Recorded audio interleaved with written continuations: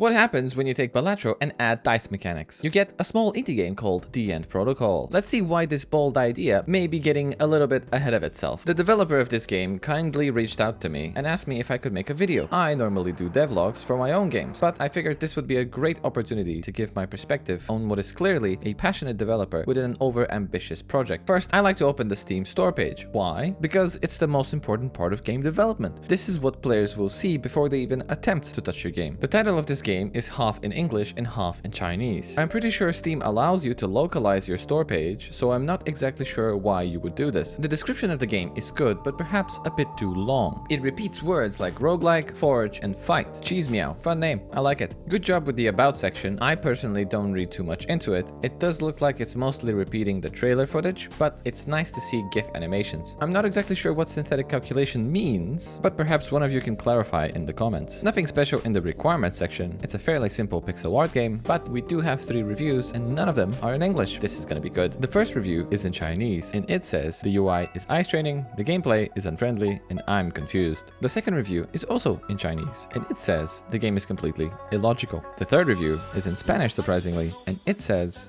strange experience. Oh, never mind. You know the game is good when it starts with the Unity logo. Before I proceed to the gameplay, did I mention how much I love developers? Developers! There's nothing more important to me than developers. Developers! And this is why the tutorial is all that you're going to get for the next 10 minutes, because all the non-developers, like the user experience people, have left the building. Clearly, the game tries to do too many complex systems at once. My personal recommendation? Stop it. Get some help.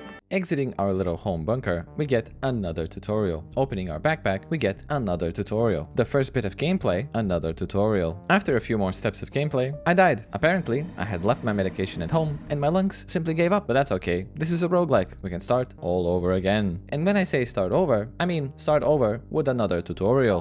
Developers!